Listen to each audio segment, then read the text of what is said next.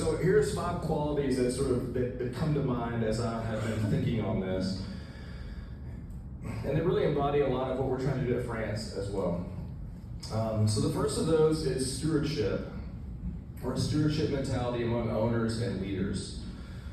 So we live so if you go to the bookstore, I guess they don't have bookstores anymore, but Amazon, and you look at business books, a lot of them are, particularly that they're aimed at entrepreneurs, it's often about how the person can make a bunch of money, not working very many hours a week, and sort of centered on the success of one individual. And that's sort of the mantra in the entrepreneur world a lot of times. I think it's a bad take, and I think as we begin to grow our companies, they begin to take on a life of their own. And as leaders, we start to be responsible for how we manage that thing that we maybe even created ourselves. So in the words of Uncle Ben to Peter Parker, aka Spider-Man, with great power comes great responsibility. Or Jesus said something similar. He said, to whom much is given, much will be required. And so I think if we sit and think about it, the businesses that we have inherited, so for me, I'm standing on the shoulders of 2 generations before me. Some of you have built something yourself, but you would quickly admit, I don't know if John Disselcamp's here still, but he talked this morning about, even though he built the thing himself, he would say he could have never done it without the people and the support that was around him. So there's a real sense in where all of us, if we're leading, and particularly for owners, that you have this thing that's a gift that you're responsible to steward over. And I think if we want to get people to follow our leadership, to follow our vision, if we're leading out of a sense of obligation to take care of our people and this thing that we have built, I think we'll be able to amass an army of people that are willing to follow us. But no one wants to willingly follow a leader that's just out for himself. And so, sort of turning away from ourselves to managing this thing or being a steward over this thing, I think is how we can achieve long-term success with our businesses. So, develop a stewardship mentality. Number 2, and this one hits home to me, is a belief in the inherent value of the individual and the work that or the worker, the cleaner, and the work that they do. So when you think of what is the lowest job on the totem pole, it's always the janitor. So it's sort of like a punchline of, hey, I went from here to here. So the top of the food chain to the bottom, and the bottom is always the janitor, right? And so, and in our society, we tend to value people in terms of like the function that they provide or the economic value that maybe that they offer.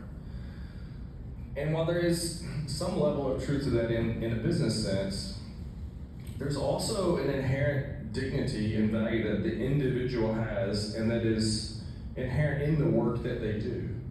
It's not just about the profit that they produce, so that someone who, Warren Buffett produces much more money, therefore he's more valuable. Well, that, in an economic sense, yes, but at a human level, as human beings, that's not the whole story. And I think if that belief can infiltrate our organization, I think it can change the way cleaners view their job and the way they feel working at our organizations. And I speak to someone who's been guilty of not doing this. So when I first came into the industry, it felt beneath me a little bit, which I know sounds terrible, but I'm just being honest.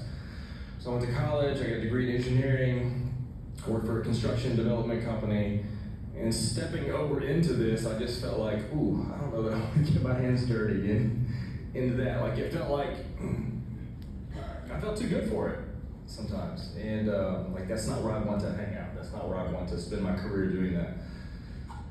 And I think that was wrong, and so I had a wrong view of the people that were working on our team. And that fundamentally had to change in me. And so I think we can reverse some of these bad views of workers and human value by cultivating a belief in the inherent value of the worker and the actual work that they do. Like, it's good. The person has value in and of themselves because they're a created human being, and the work has value because work is valuable. God made us to work, and it's a good thing regardless of where on the socioeconomic ladder you're doing that work. Number two. So number three is having a purpose greater than yourself. So this goes back to the initial thing about business books being kind of self-centered. And I think one of the tragedies of modern Western culture is that we have made the pursuit of personal pleasure and happiness our ultimate aim. And in doing so, we've become the most depressed, most lonely, most medicated society in the world. And there's a quote, as I was thinking about this particular topic, there's a quote that has stuck with me that C.S. Lewis said, and I don't even remember the book that it was written in, but he says, aim at heaven and you will get earth thrown in. Aim at earth and you will get neither. It seems a strange rule, but something like it can be seen at work and other matters. Health is a great blessing, but the moment you make health one of your main direct objects, you start becoming a crank and imagining there is something wrong with you. You're only likely to get health provided you want other things more: food, games, work, fun, open air. In the same way, we shall never save civilization as long as civilization is our main object. We must learn to want something else even more. And so I would say, as we think about leading our companies, we need to think about a purpose or an end goal that is bigger than ourselves, or bigger than the temporary material wants or needs or desires that we have. And those are important on some level. But if we want to get a group of people to follow us in this business that we're doing, we have to have something beyond ourselves, something bigger than ourselves, that can call those people up to be a part of that.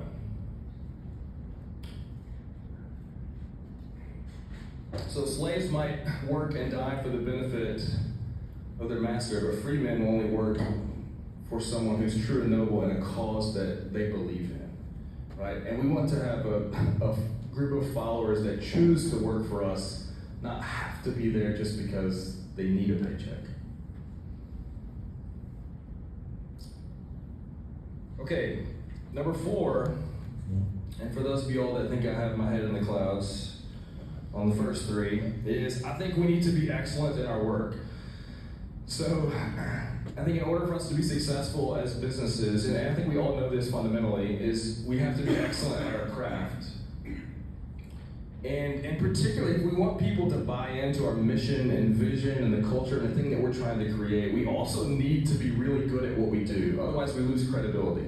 So if we want people to believe in the mission and the value and the dignity of the worker and all that, we need to also prove that we can do our job really well. Otherwise that other message gets lost. So no one's going to care about our purpose if we suck at what we do. If we suck at what we do. So we should chase excellence in everything that we do in our organizations, from top to bottom. And then lastly, number 5, is I think we should have a focus on raising up other leaders in our company. When you think about, if you think about the movement that Jesus started 2,000 years ago, he was a relatively obscure figure who lived a life that most people didn't know anything about, and had raised up other people to be leaders to proclaim that thing that he taught. And then he went away. And now Christianity is the largest religion in the world, and it was built on raising up other leaders. And I think our legacy and the things we believe in, the things that we have worked for, will die with us unless we raise up other people to pass that along to. And so one of the neat things about being an owner, and it comes with the stewardship of it, is this responsibility and this gift, I think, to be able to raise up other people to be successful, to lead them in laying hold of that vision so that they continue the work that you're doing. So I think we all, deep down, would like for our companies to matter in a bigger sense. Not just that we can make a bunch of money and sell out. Like, we want something more than that. And I think when we can raise up leaders to carry the torch, I think we can ensure a legacy that lives beyond ourselves. So I would encourage you to raise up leaders to carry that torch. And this is a vision that I think my team back here would agree with, that this is what we want to embody at France. I think the team at Elite would agree that this is what we want to embody with Elite. And I put it out there for you guys as something that I think is a noble and worthy vision for our industry that can change your company and your team and maybe have an impact on the industry as a whole. So I hope this conference works to serve toward that end, and we're thankful that you're here, and we'll continue to keep trying to serve you the best that we can.